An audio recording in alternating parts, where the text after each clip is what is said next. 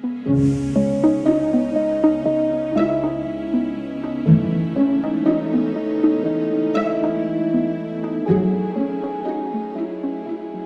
gracias, Benito, gracias, Alejandro, por la invitación. La verdad es un gusto estar nuevamente con ustedes y hablar un poco de las perspectivas económicas que tenemos en el Fondo Monetario para la economía mundial, un poco para América Latina, y terminar con algunas reflexiones sobre la economía mexicana. Siempre es difícil seguir en uno de estos seminarios la exposición del gobernador del Banco de México, que siempre dice que sabe que en la próxima exposición van a hablar pero pues habla de todo, ¿no? Entonces, y con un nivel de detalle, con un nivel de profundidad que a veces es difícil de proporcionar puntos de vista adicionales a los que se vieron en la presentación de Alejandro, que la verdad fue muy exhaustiva y muy buena, y verán que muchas de las láminas que voy a presentar son parecidas. Lo que voy a tratar de hacer es tal vez poner un poco más de narrativa a lo que vimos en la presentación de Alejandro y tal vez darle un enfoque un poquito menos financiero y un poco más macro a lo que vimos anteriormente. Ahí está. Entonces, primero, las perspectivas económicas que estoy presentando hoy son las que presentó el Fondo Monetario Internacional en octubre del año pasado. Nosotros todavía no hemos actualizado las perspectivas de la economía mundial. El cierre del año 2019 fue un poquito más débil a nivel global de lo que se había pronosticado en varias economías importantes, y digamos en pocas semanas, en unos 10 días, se presentarán las actualizaciones a estos pronósticos. Estamos viendo que la economía global tuvo una desaceleración, como mostró el gobernador, muy importante en el año 2019, de haber crecido 3.6, en 2018 creció 3%, estamos anticipando una recuperación hacia 3.4 el año 2020, tanto las economías avanzadas como las economías emergentes tuvieron una desaceleración importante de casi 60 puntos base cada una de ellas. Ven cómo la economía de Estados Unidos sigue con un desempeño muy bueno. Al final del día lo que estamos viendo en la desaceleración de la economía de Estados Unidos es la erosión un poco del impulso fiscal que estuvo asociado a la reforma tributaria que se pasó el año pasado, y básicamente la erosión de ese estímulo fiscal está haciendo que vayamos bajando de una tasa que fue cercana al 3% el año 2018, a 2.4 este año, 2.1 el año entrante, y gradualmente, digamos, en el escenario central, la economía de Estados Unidos tendría que ir llegando a su crecimiento potencial de 1.6. En Europa vimos una desaceleración importante, también explicada de manera sustantiva por la desaceleración de la economía alemana, que después de tener varios años de desempeño muy positivo, en los últimos 18 meses ha experimentado una desaceleración considerable, siguiendo la tónica de esta desaceleración mundial, vinculada a las tensiones comerciales, a la desaceleración del comercio, de la industria pesada, etcétera, y del suministro de bienes de manufactura sofisticada a la economía china, etcétera. La economía alemana altamente susceptible, digamos, a este tipo de ciclos económicos, fue una de las economías que registró una desaceleración importante en la zona del euro. Y por otro lado, tal vez la sorpresa en los últimos 24, 36 meses de una economía del Reino Unido que ha logrado, a través también de una reacción de política monetaria muy agresiva al principio, etcétera, tener una desaceleración menos profunda ante, digamos, este lapso tan amplio de tiempo en el que la incertidumbre sobre su relación económica con el resto de la zona del euro, de la Unión Europea, ha estado bajo un símbolo, bajo un interrogante tan importante, ¿no? Los pronósticos más negativos de cómo le iba a impactar Brexit al Reino Unido no se ha materializado, y eso, digamos, dentro del contexto negativo para la Unión Europea y sobre todo para el Reino Unido, ha sido un tema positivo. Y obviamente vemos cómo en términos de los mercados emergentes también vimos una desaceleración importante, parte asociada a la desaceleración de la economía mundial, pero también con factores idiosincráticos muy importantes. Vamos a ver cómo en Sudáfrica, en Turquía, obviamente en Argentina, y luego Brasil y México fueron economías que además del ciclo global se vieron afectados por factores idiosincráticos que están afectando el desempeño de la economía global. Dejen ir rápidamente por unas láminas que en el fondo cuentan un poco la misma historia que contó Alejandro.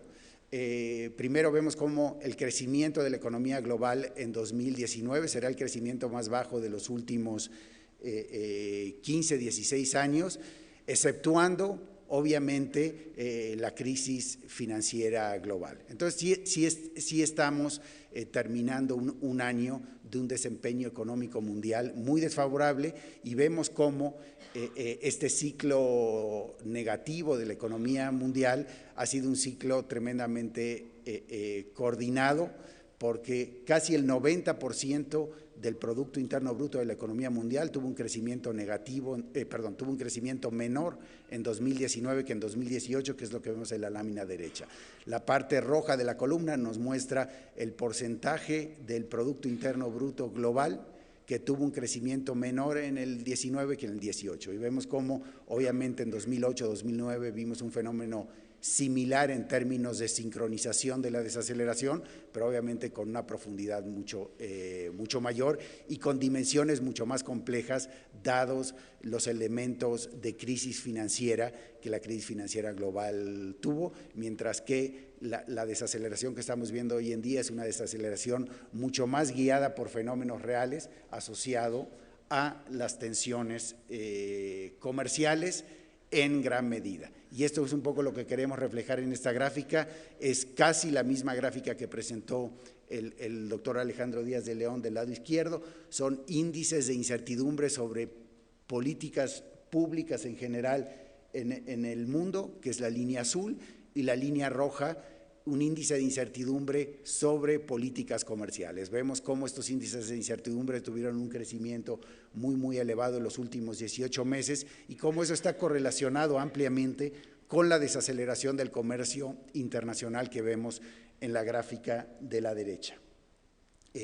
Esto le impactó de manera muy importante al sector manufacturero, y ahí es donde vemos, digamos, en la primera de las gráficas de esta lámina, cómo el sector manufacturero, cómo la actividad industrial y sobre todo el componente de manufacturas en el mundo, tanto en economías avanzadas como en economías emergentes, tuvo una desaceleración muy importante en los últimos 18 meses. Cuando vemos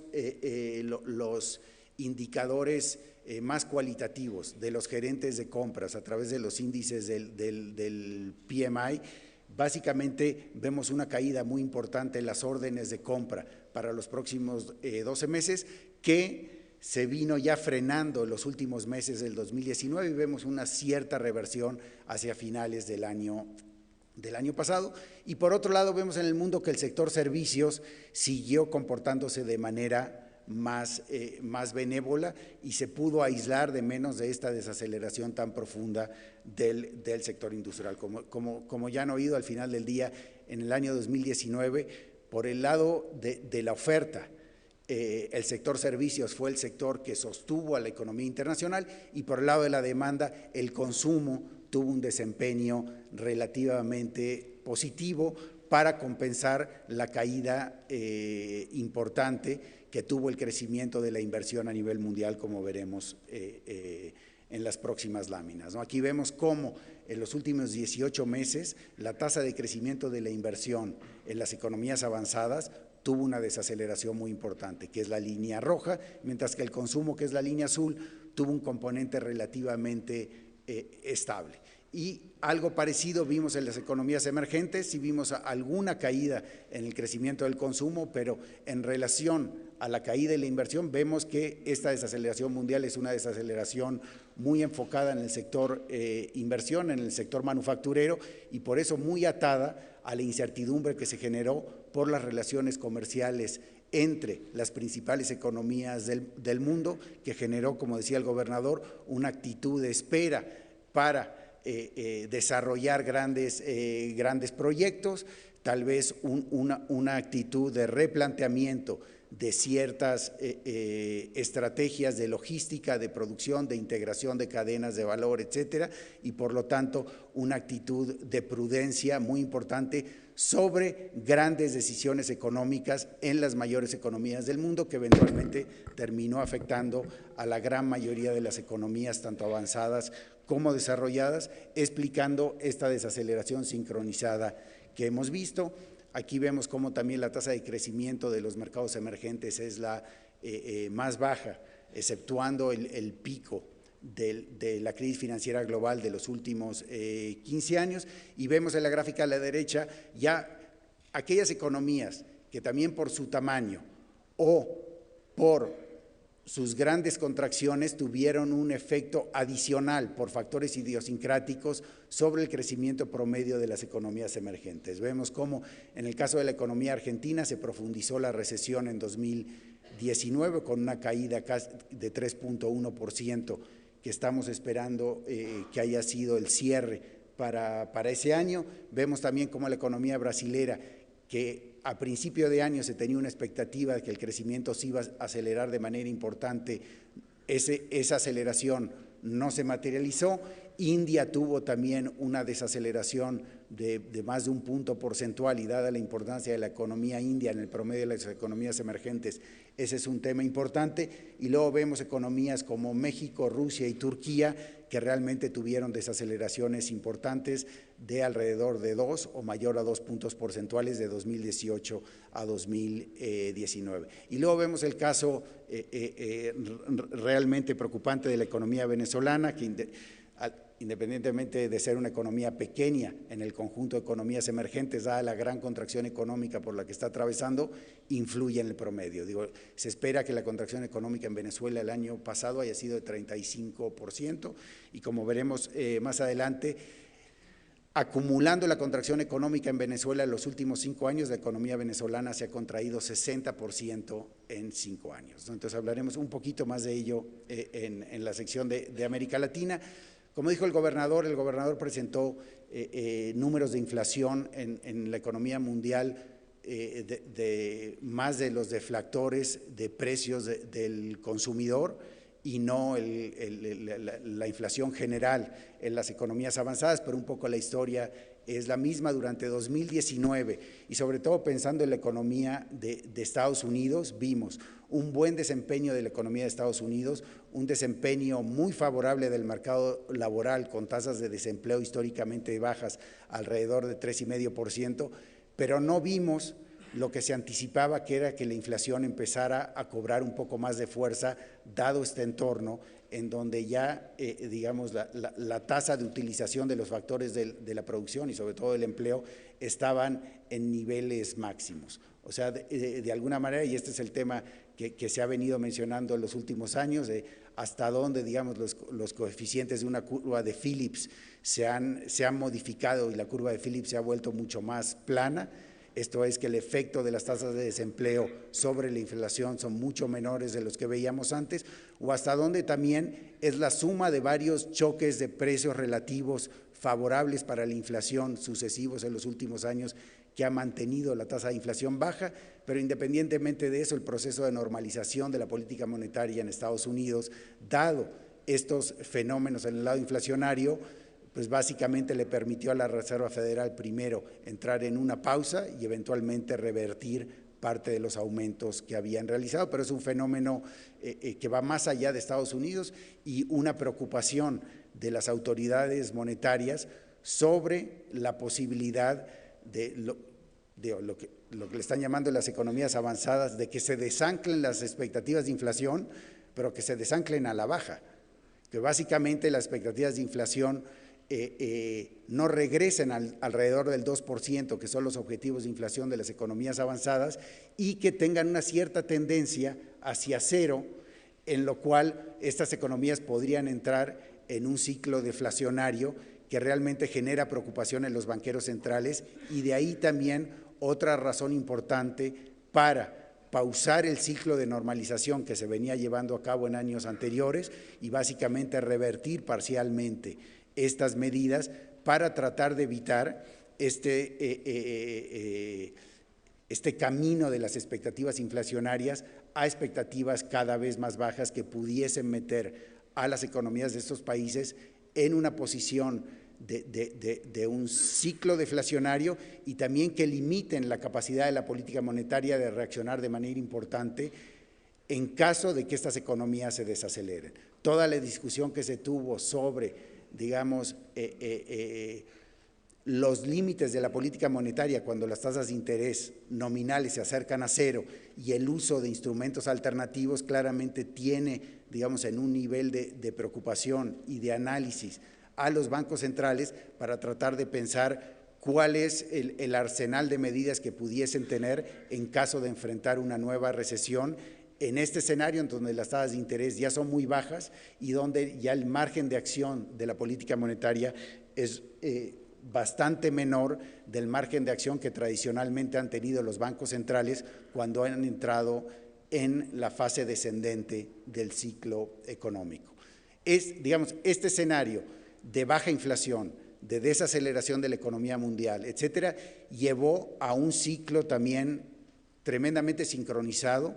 de aflojamiento de la política monetaria en el mundo. Y es lo que vemos en la primera gráfica. La primera gráfica básicamente nos muestra el número de aumentos o disminuciones de tasas de interés por parte de todos los bancos centrales en el mundo. La separación entre azul oscuro y azul claro básicamente son las economías avanzadas y las economías emergentes, y vemos cómo en 2019 estamos también en un ciclo de sincronización muy importante de aflojamiento de la política monetaria. Las otras dos gráficas básicamente nos dan algunos ejemplos de los principales países que han movido de manera importante sus tasas. Como ya lo mencioné varias veces y lo mencionó Alejandro, la Reserva Federal revirtió varios de los aumentos que había hecho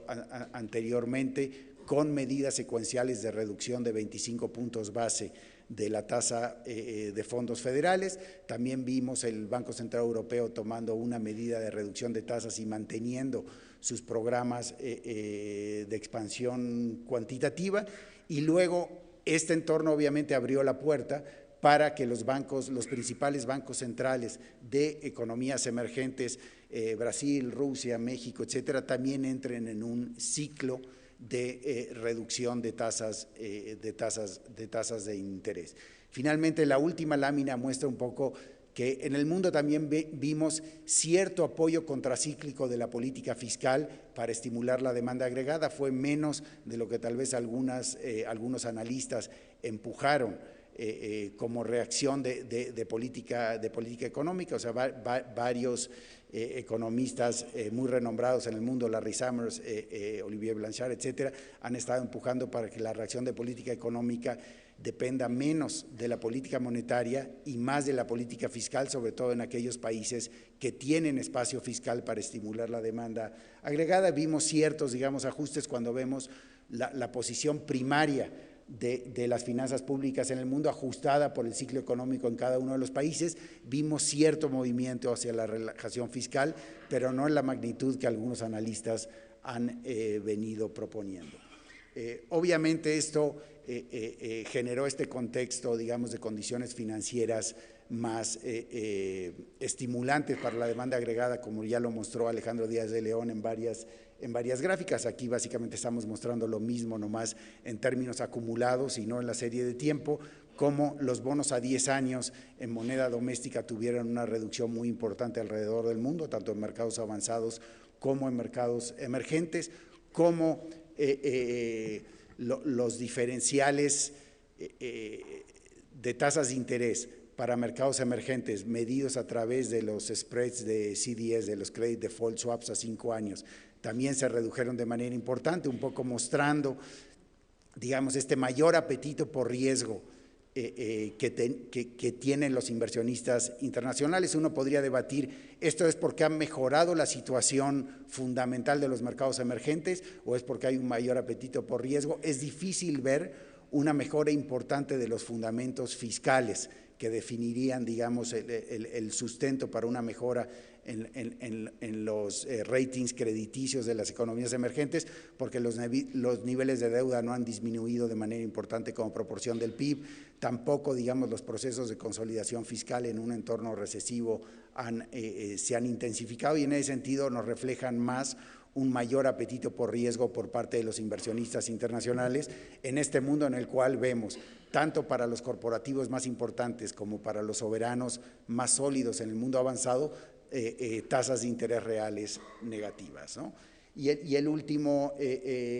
la última columna un poco nos muestra el mismo ciclo que mostraba Alejandro sobre cómo en un contexto, digamos, de fortaleza del dólar se han venido también depreciando algunas otras monedas. En términos de perspectivas para 2020, un poco viendo lo que pasó en 2019,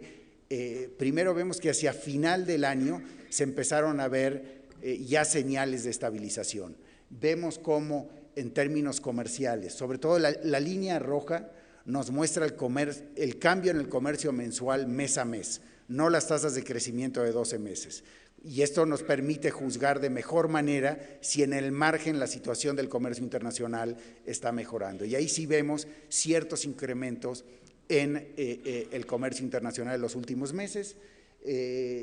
También, digamos, en los indicadores de órdenes de compra de los gerentes del sector manufacturero, vemos una reversión en la línea azul en los últimos meses del 2019, y esto se ha venido reflejando ya en los mercados financieros en un empinamiento de la curva de rendimiento, que bueno, básicamente ha sido la señal que los mercados financieros han seguido sobre las posibilidades de recesión en el futuro. Cuando vemos una curva de rendimientos en el cual la tasa de rendimiento en el corto plazo es más alta que en el largo plazo, indica que los inversionistas están anticipando que en el futuro se va a necesitar una reducción de tasas importante porque la actividad económica va a estar sufriendo. Entonces son señales importantes de recesión, de expectativas de recesión de los participantes en los mercados financieros. Cuando esta curva de rendimientos se empieza a empinar, lo que nos dice es que los mercados financieros están esperando que las tasas de interés en el futuro sean similares o más altas. Y en ese sentido lo que nos están diciendo es que las probabilidades de recesión están disminuyendo porque los bancos centrales no van a tener que entrar a disminuir tasas de interés para apoyar la demanda agregada. Entonces, también empezamos a ver esas señales hacia finales del año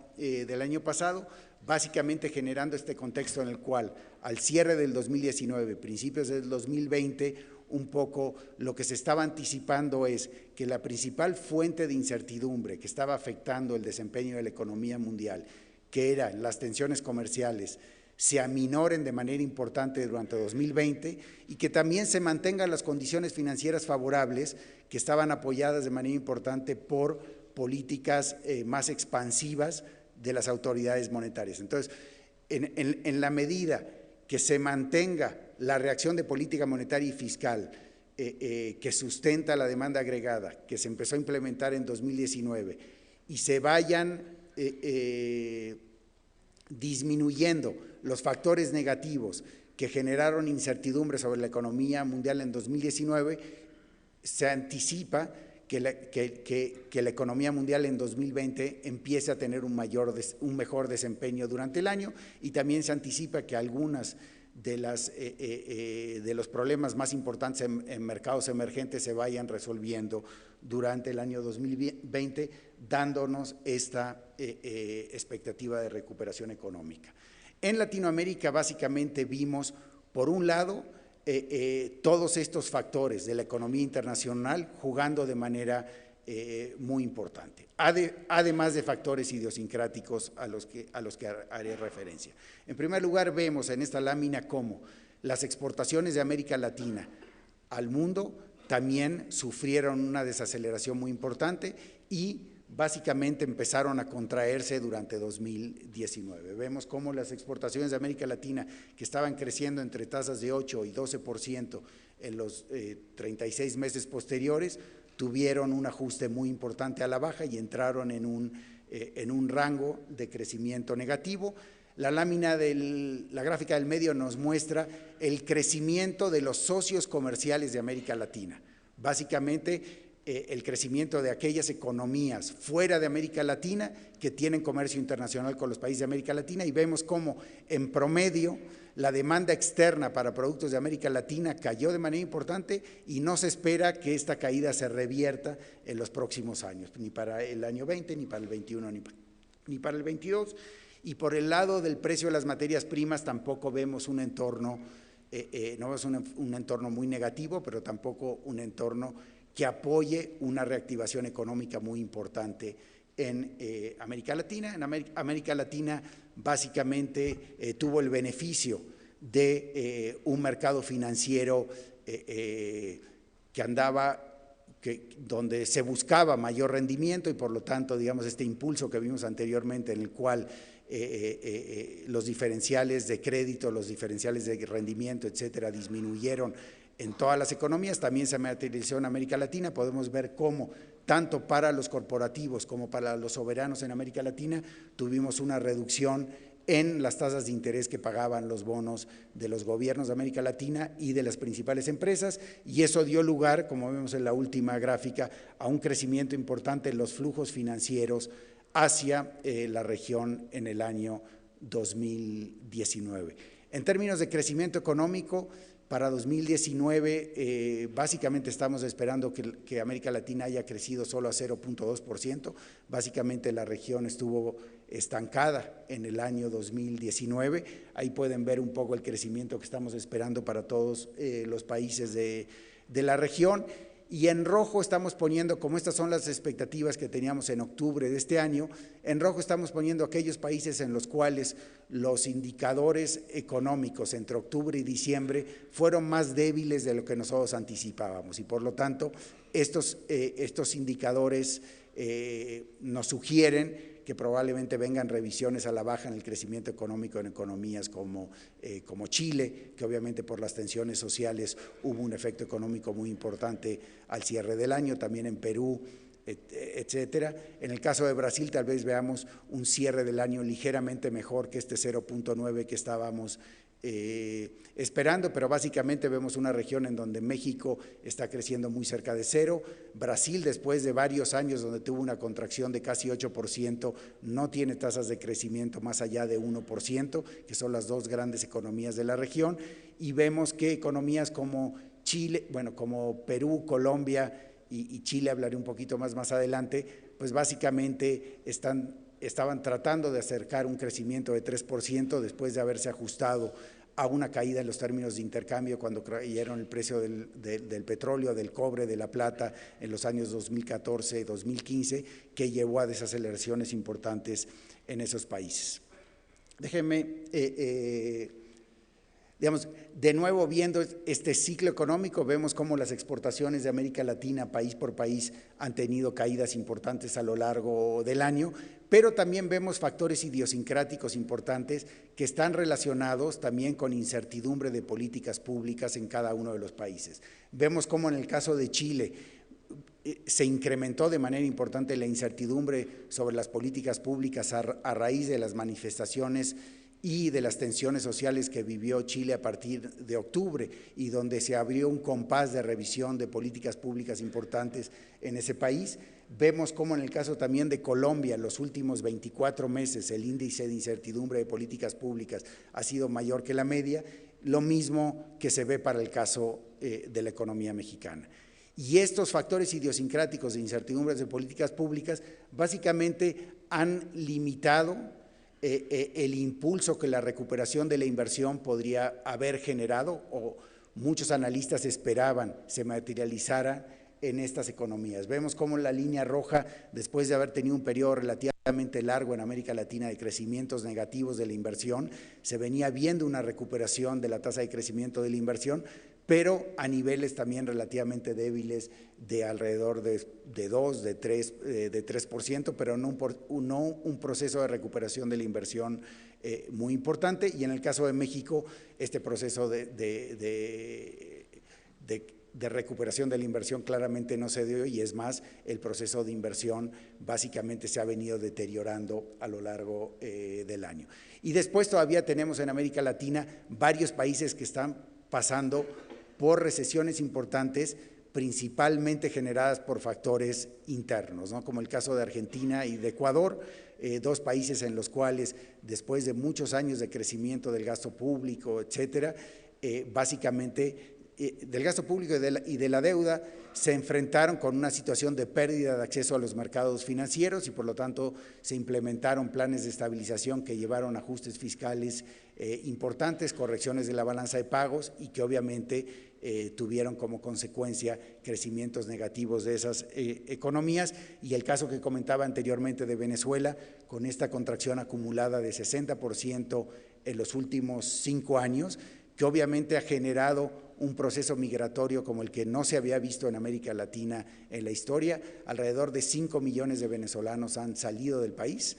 Muchos, en la lámina del medio un poco comparamos lo que va de la crisis migratoria en Venezuela con crisis migratorias que se han visto en el norte de África, en el Medio Oriente, en Siria, etcétera, y vemos un poco que es una trayectoria muy similar a la crisis migratoria que se vio en Siria recientemente y que obviamente va a generar tensiones importantes en América Latina en la medida que hoy por hoy ya hay más de 1 millón de venezolanos en Colombia, números muy importantes en Chile y en Perú, en economías que también se están desacelerando, obviamente pueden generar en el corto plazo problemas, digamos, de absorción de esta población en el mercado laboral.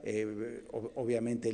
esto va a limitar el crecimiento de los salarios reales, etcétera, y obviamente está generando también un tema importante para varias economías de la región. Y por último, lo que mencionaba el rector en sus comentarios iniciales, hacia finales del año pasado vimos tensiones sociales importantes en Ecuador, en Chile, en Bolivia, y sobre todo en los casos de Ecuador y Chile ya vimos en los indicadores de alta frecuencia de actividad económica cómo estos indicadores tuvieron caídas muy importantes en el último trimestre del año, lo cual obviamente va a afectar el cierre del 2019 y obviamente va a afectar el 2020 por menor actividad económica por el lado de la demanda agregada y nuevamente vamos a ver seguro una afectación muy importante al proceso de inversión cuando los grandes agentes económicos repiensen sus estrategias productivas para estos países. Desde el punto de vista de política monetaria, también hemos visto en la región inflación relativamente baja, cerca de los objetivos. Ahí vemos en la gráfica de la izquierda cómo la inflación en 2019 ha estado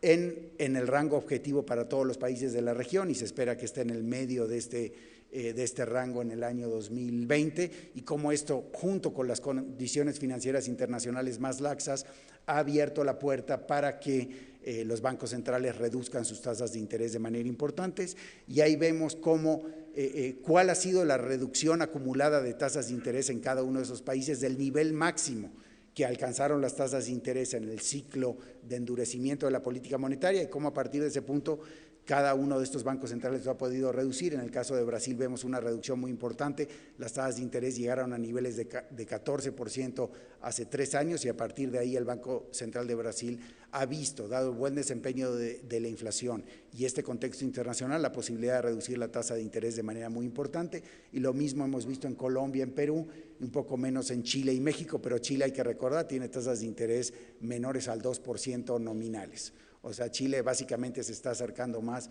a la disyuntiva de los países avanzados, de qué otros instrumentos pudiese utilizar si llega a necesitar un aflojamiento importante de la política monetaria y en ese sentido está, digamos, un poco en un universo diferente al que se enfrentan otras economías de América Latina y luego vemos, como dijo el gobernador, en el caso del Banco de México también cierta reducción de tasas de interés dado el buen desempeño de la inflación, dado la posición cíclica de la economía mexicana.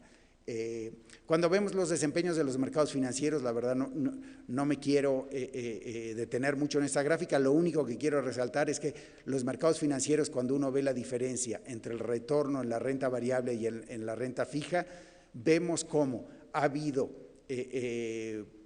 un reflejo de confianza de los mercados financieros en la estabilidad macroeconómica en la región y por lo tanto hemos visto compresión de spreads crediticios, baja de tasas de interés a 10 años en moneda nacional, etcétera, pero en lo que es la renta variable, básicamente el único mercado de valores de la región que está mostrando optimismo por parte de los inversionistas sobre las perspectivas de crecimiento y de oportunidad de negocio en los próximos años ha sido el caso de Brasil, en el cual, digamos, una agenda muy agresiva de reformas por parte del gobierno de Bolsonaro, que comenzó con la aprobación de una reforma fiscal importante el año pasado, con reformas tributarias y con un compromiso importante de apertura comercial en una economía que es una de las economías más cerradas del mundo, está generando expectativas importantes sobre las posibilidades de crecimiento y de oportunidad de negocios en Brasil. El tema, digamos, yo creo que sorprendió a una gran mayoría de analistas en la región, tanto por la parte política como por la parte económica, fue, digamos, esta generalización de movimientos sociales que tuvieron detonantes tal vez particulares, como mencionaba el rector, un aumento en el precio del metro en Chile, un aumento en el precio de los combustibles en Ecuador, temas electorales en Bolivia, pero que también reflejan en alguna medida los temas sociales que realmente no se han solucionado y las perspectivas de solución en los próximos años en un entorno de bajo crecimiento son menores que tal vez cuando la región estaba creciendo a tasas elevadas. Y ahí vemos cómo, si bien América Latina logró bajar de manera importante los niveles de desigualdad en los últimos años, sigue siendo una de las regiones más desiguales del mundo. En términos de pobreza, la película es otra. Los indicadores de pobreza se han reducido de manera importante y se han logrado niveles, digamos, consistentes con los niveles de desarrollo de América Latina, aunque obviamente todavía falta mucho por hacer, pero en el caso de los índices de Gini, de desigualdad social, etcétera, Latinoamérica sigue siendo una de las regiones más desiguales del mundo. Sin embargo, digamos que estos movimientos también reflejan una desatisfacción mucho más amplia de las sociedades en América Latina, en las cuales están viendo que tal vez tanto el sistema económico como el sistema político no es representativo del ciudadano mediano en estas instituciones, de que el sistema de alguna manera ha perpetuado un nivel de concentración económica que genera retornos muy elevados en ciertos sectores y precios de servicios y precios altos y calidad baja, obviamente niveles de corrupción elevados y obviamente este cóctel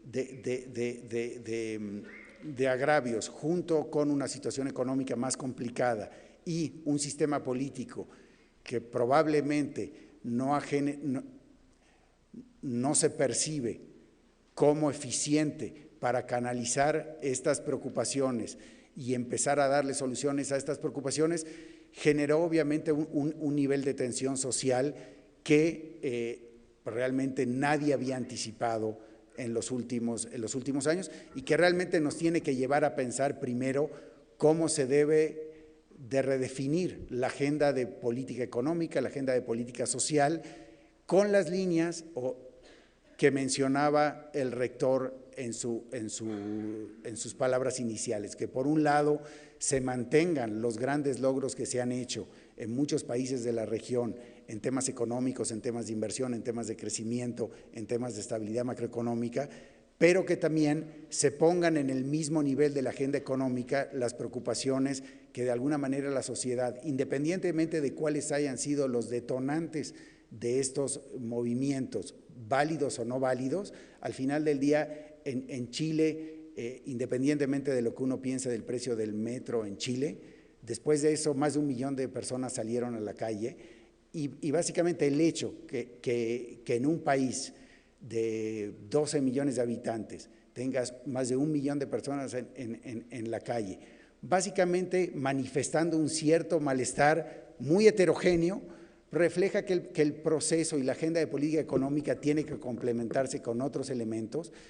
La política tiene que oír a sectores de la sociedad que probablemente no los estaba oyendo con la intensidad que se requiere, como pueden ser los jóvenes. Y en ese sentido, como hacedores de política, nos tiene que hacer pensar primero cómo integrar esas demandas de mejor manera en la agenda, cómo establecer un proceso de diálogo más amplio y cómo darle respuesta tal vez a estas demandas de la sociedad en un contexto en el cual se refuercen los equilibrios macroeconómicos, se refuercen los incentivos a la inversión privada, porque todos sabemos que también que en un contexto de bajo crecimiento económico no va a ser posible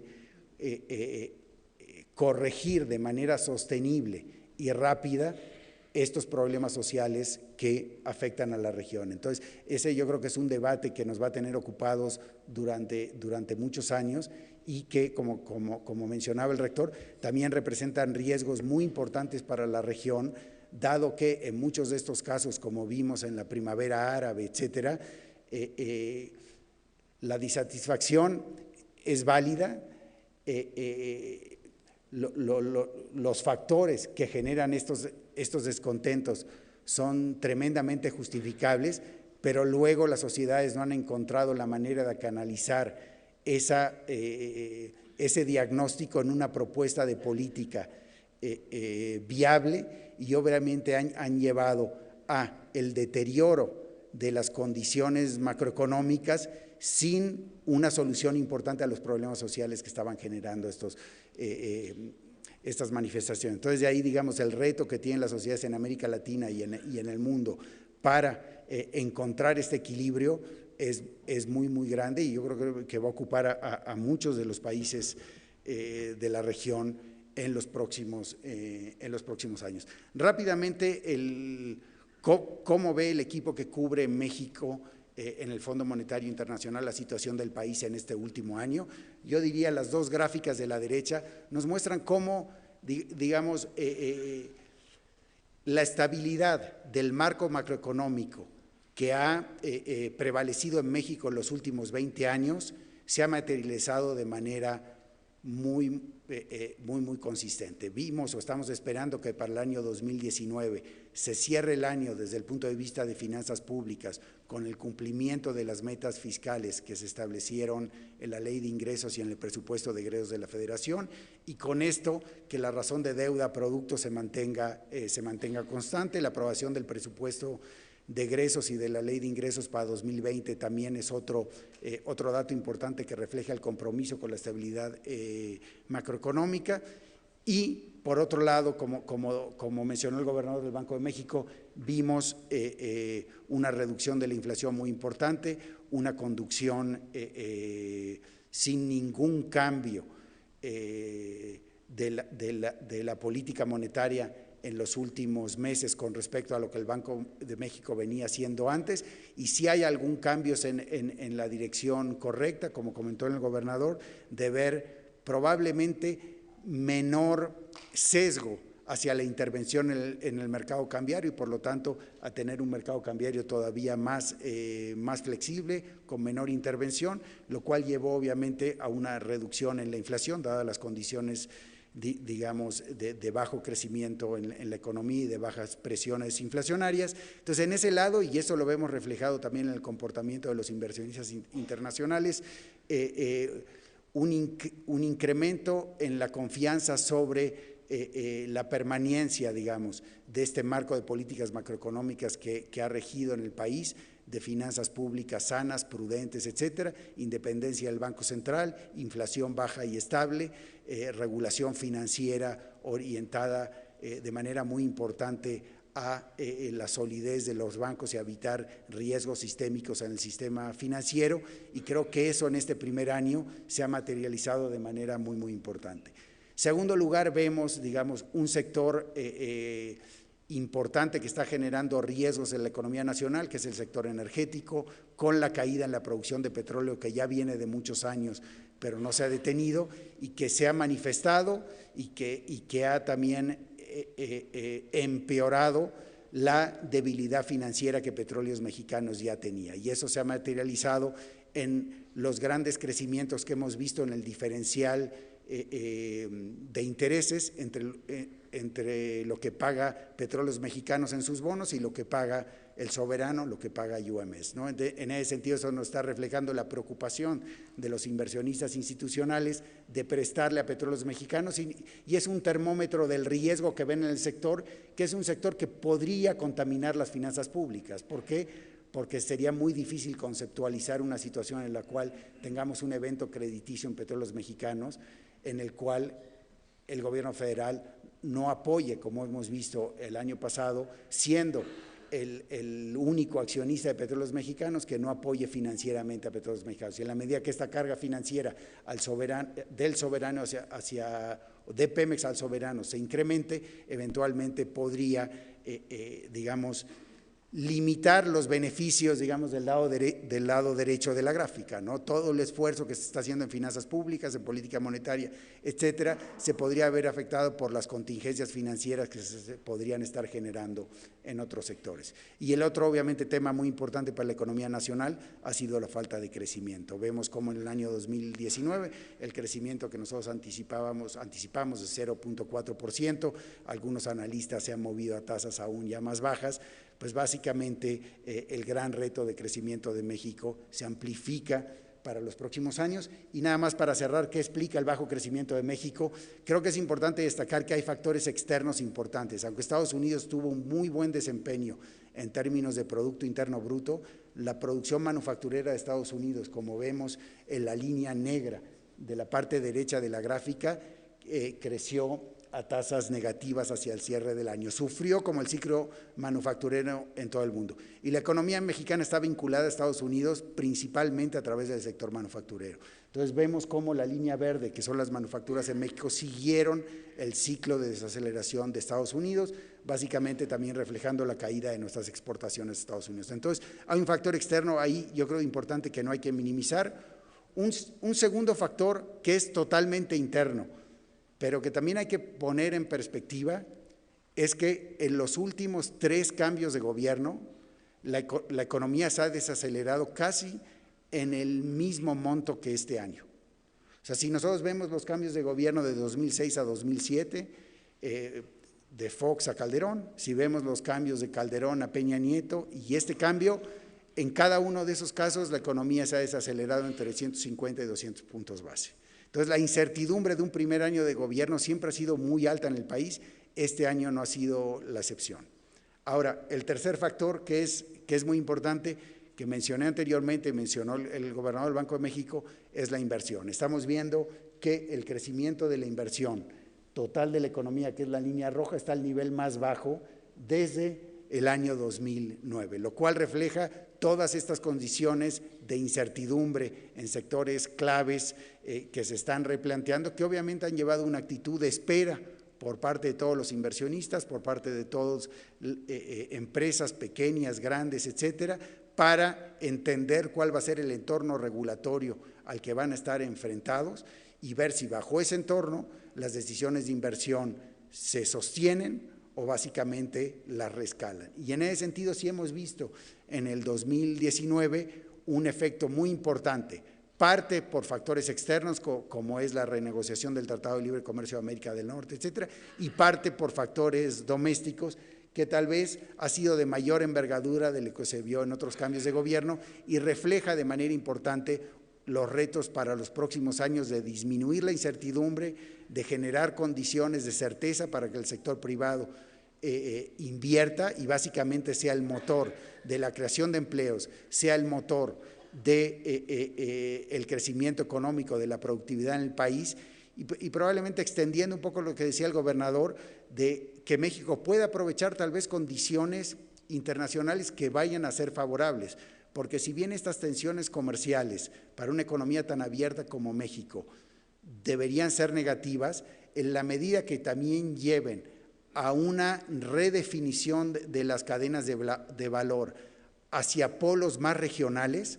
a México claramente, después de 20 años de tener que acomodarse a la entrada de China a la economía internacional y siendo China uno de los principales competidores de México en la economía estadounidense, puede presentar oportunidades para que la economía mexicana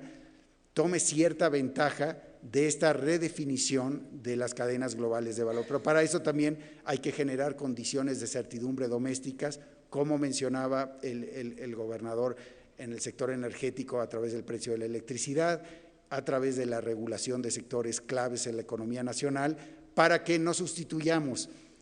una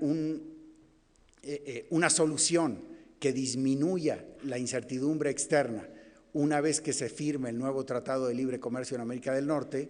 con incertidumbre doméstica que básicamente lleve a que los inversionistas sigan posponiendo sus grandes decisiones de inversión.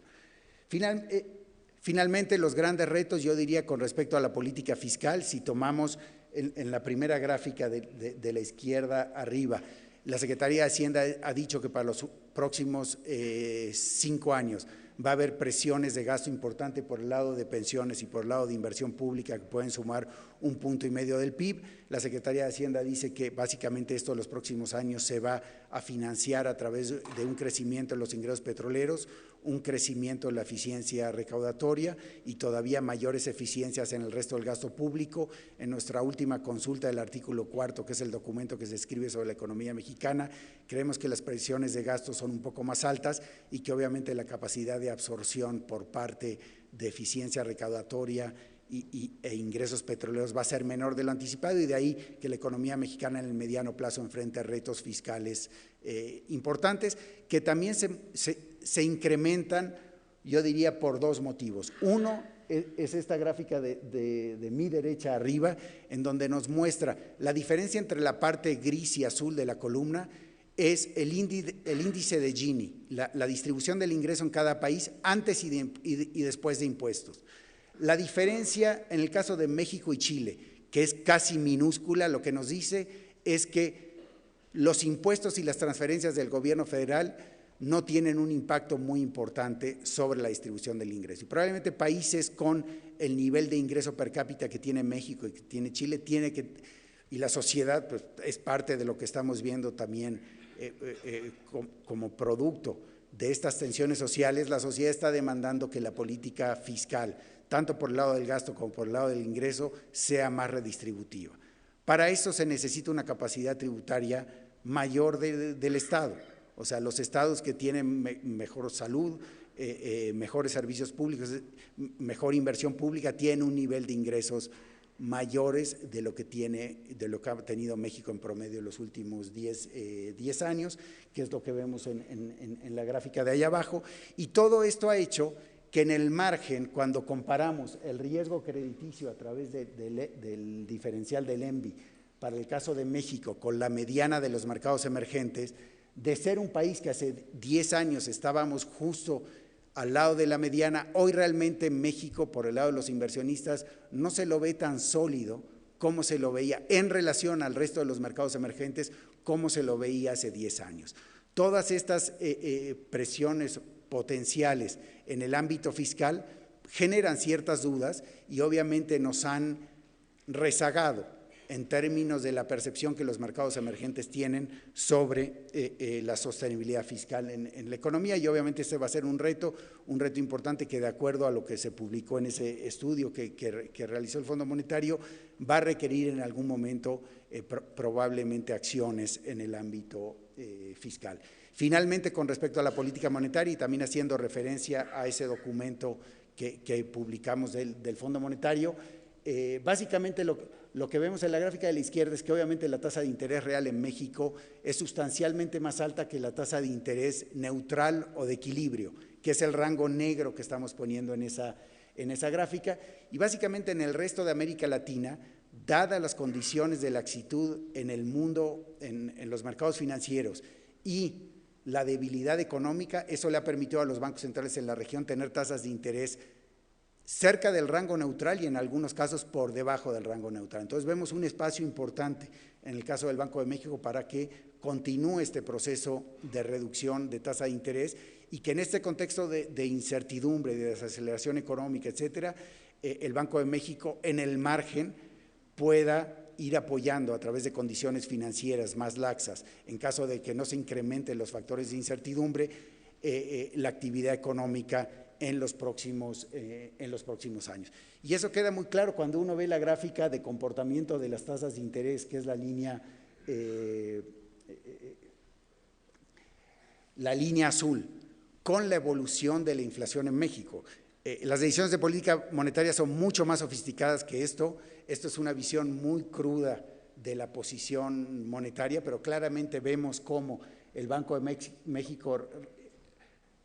reaccionó de manera muy oportuna cuando la inflación subió de manera importante en los últimos años y logró generar esa inflexión en la inflación y ya llevar la inflación general abajo del 3% y la inflación subyacente de manera importante dentro del rango meta. Pero vemos cómo, digamos, de seguir ese patrón hay un espacio importante todavía para que el Banco de México continúe en este proceso y obviamente la posición del equipo del Fondo Monetario que hizo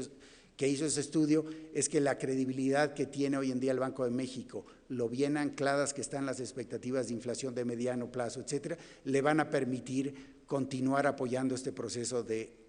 reducción de tasas y, por lo tanto, en el margen contribuir a la recuperación económica que esperemos se materialice en 2020 con la reducción de la incertidumbre asociada a las negociaciones del Tratado de Libre Comercio, con la reducción de la incertidumbre tradicional que se da en un segundo año de gobierno en México, en los últimos 3 cambios de gobierno, y también con esta recuperación que se está viendo en el sector manufacturero a nivel global y que se espera se materialice en el 2020, que pueda llevar a la economía nacional a un nivel de crecimiento bajo, pero ya positivo, y a partir del cual, y sobre todo en la medida que se sigan reduciendo los factores domésticos de incertidumbre, ir llevando a la economía nacional cada vez más hacia su tasa de crecimiento potencial. Muchas gracias.